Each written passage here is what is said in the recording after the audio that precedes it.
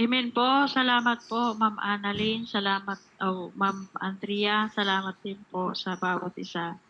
Rin ang buhay ng bawat isa sa araw na ito sa pagpalain tayo ng ating Panginoon.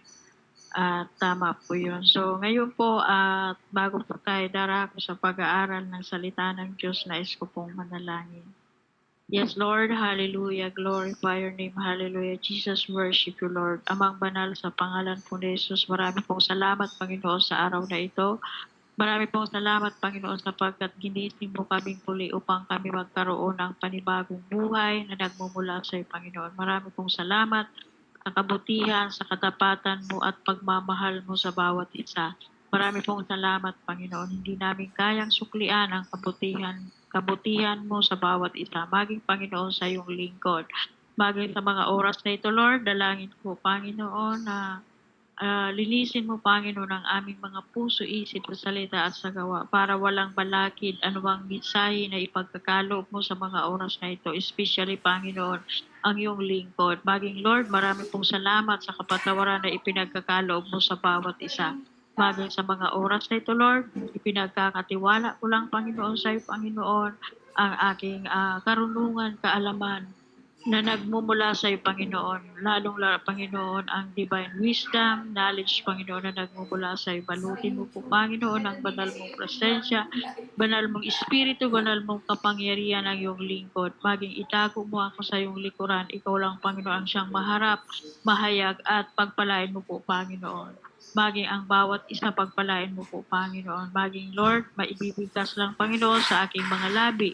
Namumutawi lang mga salita mo ang siyang kalooban, ang siyang mangyari. Marami pong salamat, Panginoon, sa araw na ito. Pagpalain mo po ang bawat isa.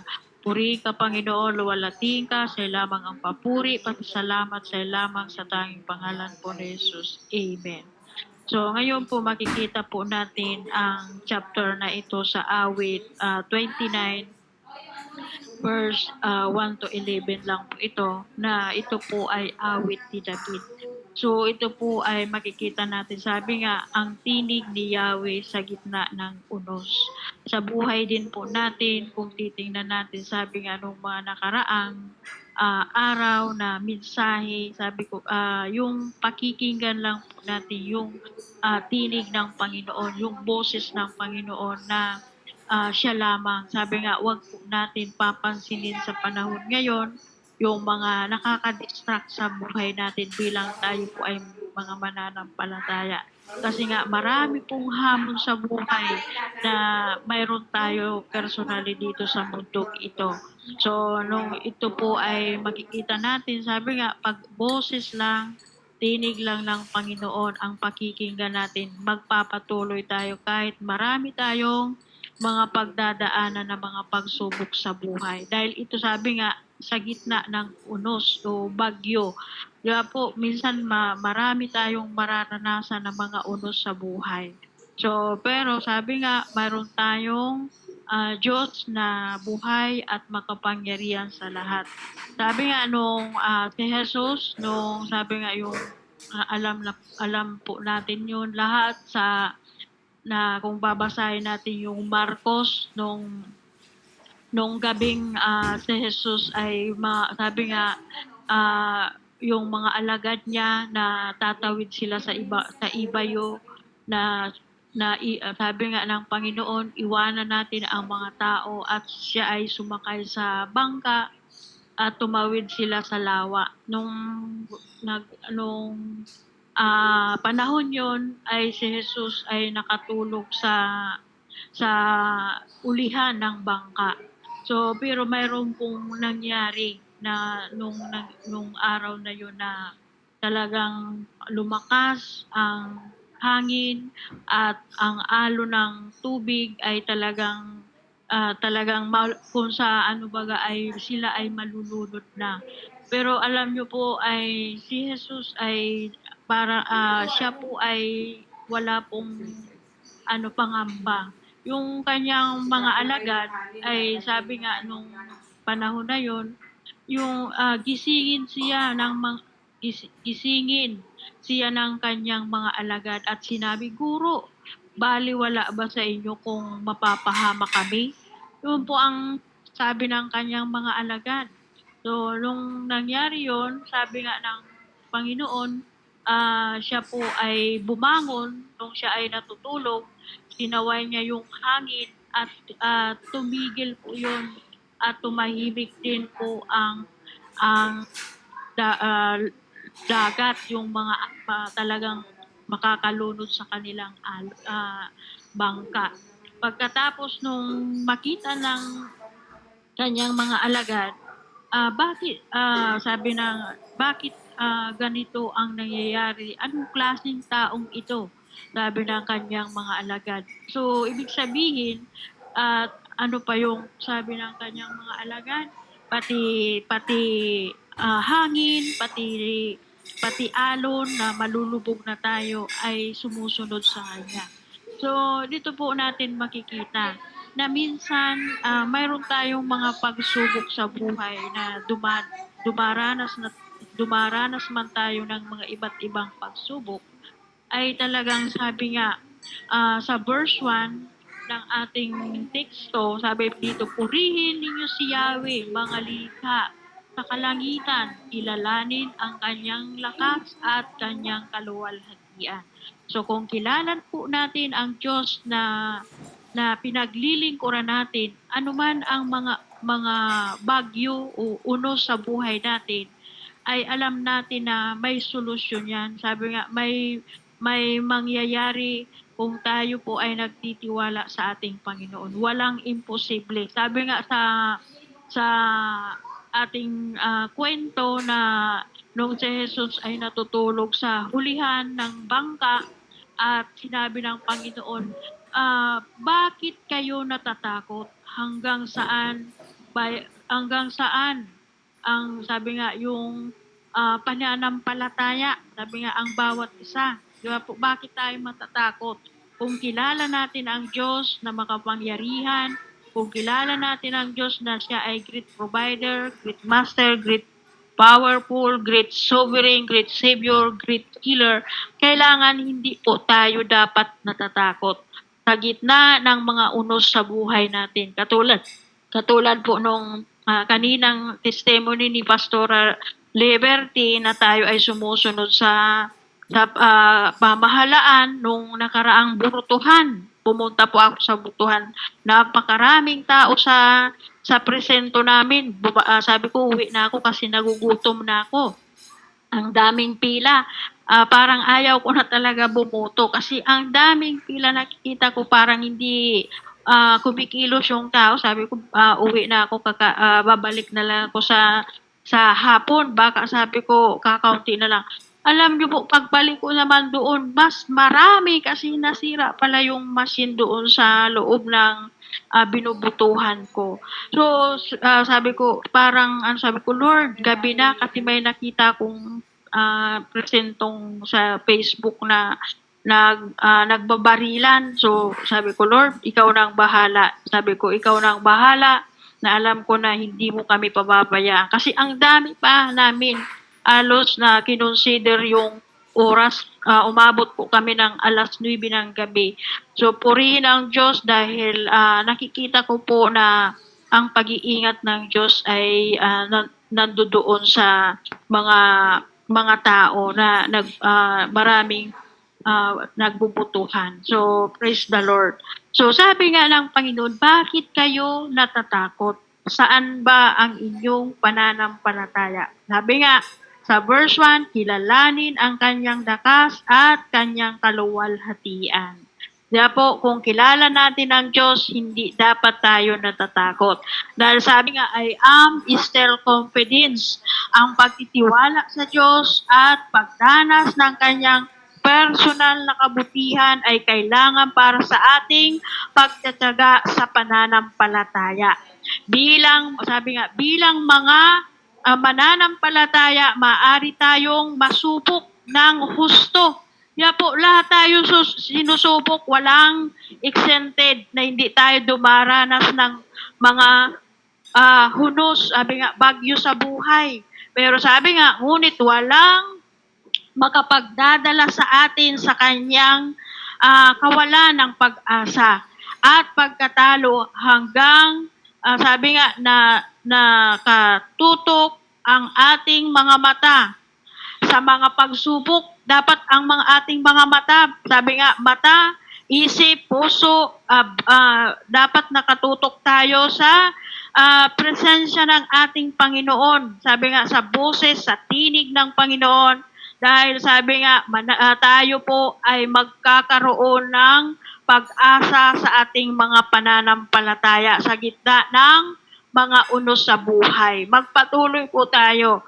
Dahil sabi nga, ang Diyos ang makapangyarihan. Kilala natin ang Diyos na pinaglilingkuran natin. Dahil sabi nga dito sa pinag-aaralan natin sa verse 2, purihin ang kanyang maluwalhating pangalan. Kailangan, sabi nga, sambahin si Yahweh sa banal na kaayusan. Di ba po? Sambahin, purihin, at siya po ang kilala natin na pag sinamba natin at nakapokus ang ating mga puso sa kanyang tinig, tayo ay, sabi nga, ay magiging malaya, magiging mapayapa, magiging maayos ang ating mga puso at isip. Diba po na kailangan, sabi nga, sambahin si Yahweh sa banal na kaayusan. Diba po, tayo rin po ay nagsisikap na maging maayos ang pagsunod natin at nagtitiwala tayo sa ating mga pananampalataya. At ano pa ang sinabi po dito? Makapangyarihan at punong-puno ng kadakilaan. Dito po yan sa verse 3 to 4, sabi po dito, sabi, tinig ni Yahweh naririnig sa ibabaw ng dagat. Ang kadakilaan, ang dakilang Diyos ay nagpapakidlat, umaalingaw-ngaw at naririnig lahat. Kaya po lahat naririnig ng Panginoon, kahit puso isip natin, nababasa po yan ng Panginoon, wala tayong maitatago kung ano yung iniisip natin at kung ano ang laman ng puso natin. Basang-basa po yan ng Panginoon, kahit nasabi nga, kahit dagat, kahit sabi nga hangin na napakalakas, pwedeng tumigil sa ano lang ng Panginoon, sa sinasabi lang ng Panginoon. So ganun din po tayo, pag tayo po ay mayroon mga pananampalataya, binibigyan tayo ng authority ng Panginoon. Pakikinggan tayo kung ano man yung naisin natin sa buhay. Dahil sabi nga, tinig ni Yahweh, makapangyarihan at punong-puno ng kadakilaan.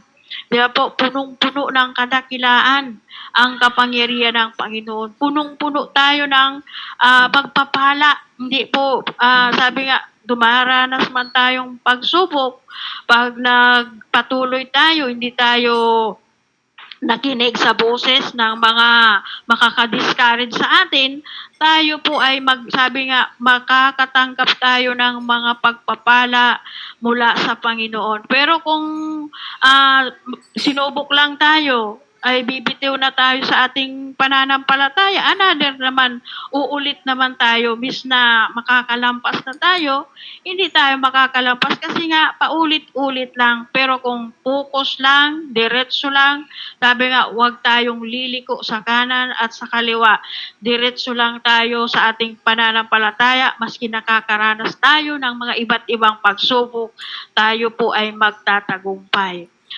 Ang pakinggan lang po natin, huwag po natin pakinggan ang sasabihin ng tao na ano man yung mga, sabi nga, yung sa kapalibutan natin, huwag natin silang i-encounter. Ang i-encounter natin sa buhay natin, yung kapangyarihan at kabutihan at ang banal na Espiritu ng Panginoon, yun lang po ang dapat po natin pakinggan, ang tinig ng Panginoon. So, yun po yun ang kinakailangan ng bawat isa.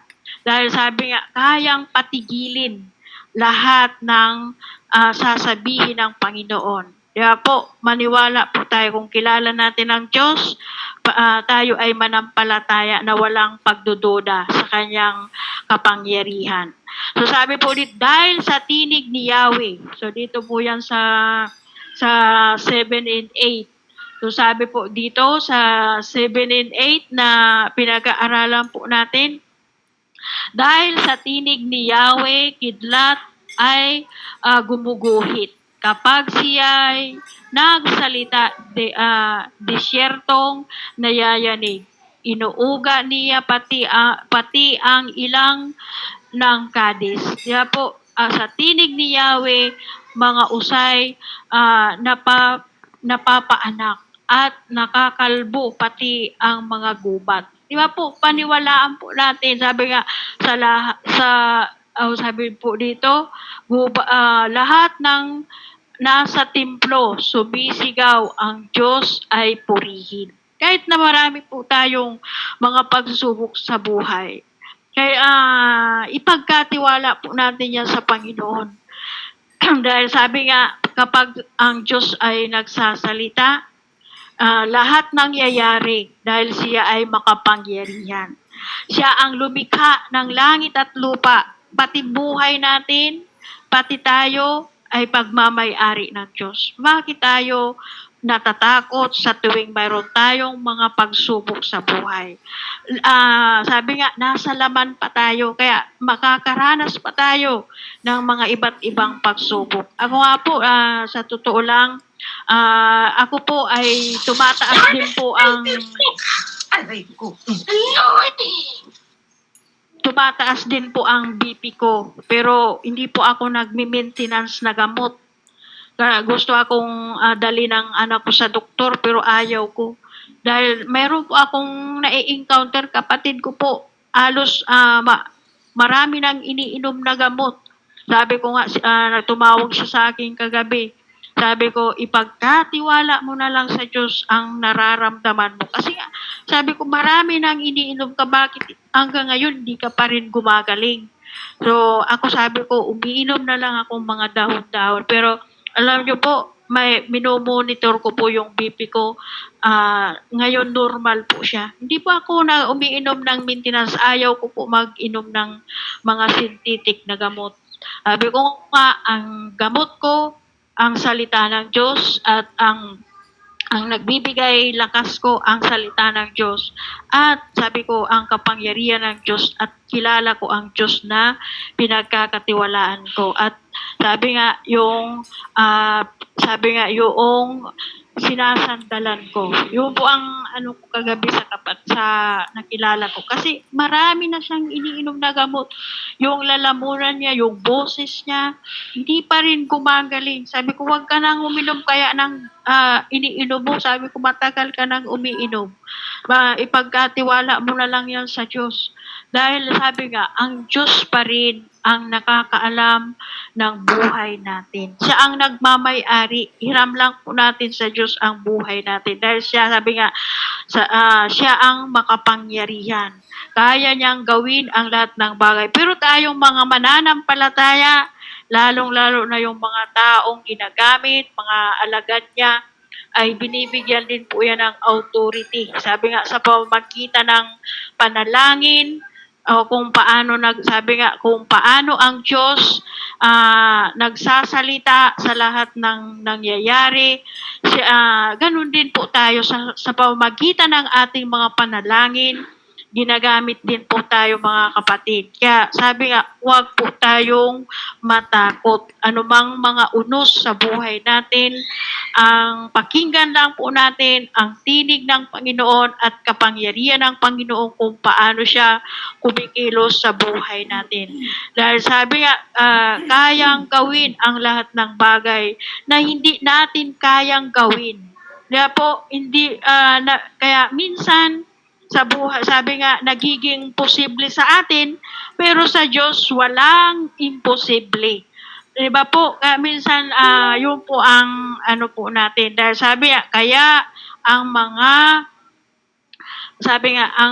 tamang gawin natin, makinig sa kanyang tinig at sa kanyang mga salita at sundin ang kanyang kalooban. Yung mensahe ng Panginoon. Dahil ang mensahe ng Panginoon, isa din po ito sa napakabisa mabisa. Ito po ay isang gawin natin, inspirasyon natin sa buhay natin, ang salita ng Diyos. Dahil sabi nga dito sa ating verse 9 to 11, sabi po dito, sa tinig ni Yahweh ang mga usay napapaanak at nakakalbo, pati ang mga gubat. Diba po, yung sabi dito, lahat ng nasa templo'y sumisigaw, ang Diyos ay purihin. Sabi dito sa verse 10, si Yahweh nagahari sa mga kalaliman, nakaupo sa trono bilang hari kailanman. Si Yahweh ang nagbibigay lakas sa kanyang bayan at pinagpapala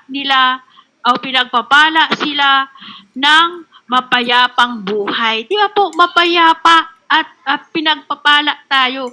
Basta sabi nga, sumusunod tayo sa kalooban ng Diyos, panghawakan natin na tayo po ay pagpapalain ng Diyos. Dahil tayo po ay tinawag na bayan ng Diyos. Kaya hindi po tayo mananatili sa mga unos. Pag nalabanan po natin at sumunod tayo sa tinig at kapangyarihan at sumusunod tayo sa kalooban ng Diyos. Sabi nga, mapayapang buhay, tahimik. Sabi nga, pag tayo ay natutulog, mapayapa, hindi tayo nag-iisip kung ano-ano. Iwasan natin yung mga nakakasira sa isipan natin, yung mag-isip tayo ng hindi ikakabuti. Naranasan ko po yan noon, na panay po ako isip, panay na ganito. Pero nung lagi po akong nagbabasa ng salita ng Diyos, isa na po ito sa inspirasyon ko dito sa spiritual mentoring. Kasi nga matagal na po ako dito at nasurbi po nadagdagan pa lalo yung kaalaman ko dito dahil nasusurbi lahat ng mga bersikulo. So, ito po yung inspirasyon ko din po ito sa gawain na ito. Kaya minsan sabi ko nga, mawala na ako sa ibang platform. Kasi nga, nung nakaraang araw, ini-invite po ako sa 4 AM. Sabi ko, hindi po ako pwedeng magpuyat kasi nga po ang BP ko tumataas at mayroon naman po akong personal na devotion sa tuwing ay hindi po ako sabi ko, pasensya na po kayo kasi nga pero dito po sa spiritual mentoring, hindi po ako makain. Kasi nga po, isa din po ito sa inspirasyon ko na walang linalaktawan na mga versikulo. Kaya dito, isa din po ito sa inspirasyon ko. Kaya sabi nga, kaya kailangan po na sabi nga, yung salita ng Diyos at tayo ay makasunod sa kalooban ng Diyos. Sabi nga dito sa verse 10, tayo ay si Yahweh ang nagbibigay lakas sa kanyang bayan at pinagpapala sila ng mapayapang buhay. Pagpapalain tayo mga kapatid. So, yun lang po ang mensahe ng Panginoon. Magtiwala lang po tayo. Ang pakinggan lang po natin ang tinig at ang banal na Espiritu ng Panginoon ang siyang nagagabay sa atin. At anumang unos sa buhay natin, magpatuloy tayo at huwag tayong matakot. Ipagkatiwala natin sa Diyos lahat ng bagay. So pagpapalain po tayo. So purihin ang salitang ito, tayo po ay manalangin. Yes, Lord, hallelujah, glorify your name, hallelujah. Jesus, worship you, Lord. Amang banal, sa pangalan po ni Jesus, marami pong salamat, Panginoon, sa mga salita mong ito. Marami pong salamat, Panginoon, tinuturuan mo po kami kung paano kami magtiwala sa iyo ng lubos, Panginoon, na walang pag-aalinlangan, walang pagdududa. Kami po ay nananampalataya at nagtitiwala sa iyo ng lubos, Panginoon. Ang sino bang mayroon mga karamdaman sa mga oras na ito, Lord, kami po ay nagtitiwala lang sa iyo, Panginoon. Ikaw ang aming Diyos na the best, great healer, Panginoon, at ikaw ang aming Diyos na makapangyarihan. Sabi nga, Panginoon, posible sa tao, pero sa iyo, Panginoon, walang imposible. Marami pong salamat, Panginoon, sa araw na ito. Tinataas ka namin ugad, sinasamba sa Espiritu at katotohanan. Marami pong salamat, Panginoon, sa araw na ito. Maging, Panginoon, sa mga oras na ito, dalangin ko po, Panginoon, ang bawat isa na narito, Panginoon, sa loob ng platform na ito, Panginoon. Siluhan mo po kami, Panginoon, at ang aming mga puso at isipan, Panginoon. Ikaw na, Panginoon, ang siyang magmaneho sa aming mga puso, Panginoon, at isip, Panginoon. At makasintro kami, Panginoon, sa presensya mo, sa banal mong Espiritu at banal mong kapangyarihan. At marami pong salamat, Panginoon, sa araw na ito. Silyuhan mo kami, Panginoon, ng banal mong dugo para walang makasalanta sa bawat isa sa amin. Purihin ka, Panginoon, luwalhatiin ka, sa lamang ang papuri, pasasalamat sa lamang sa tanging pangalan po ni Jesus. In the mighty name of Jesus. Hallelujah. In Jesus' name. Amen. So glory to God. Back to Ma'am Andrea. Salamat po. God bless us all po.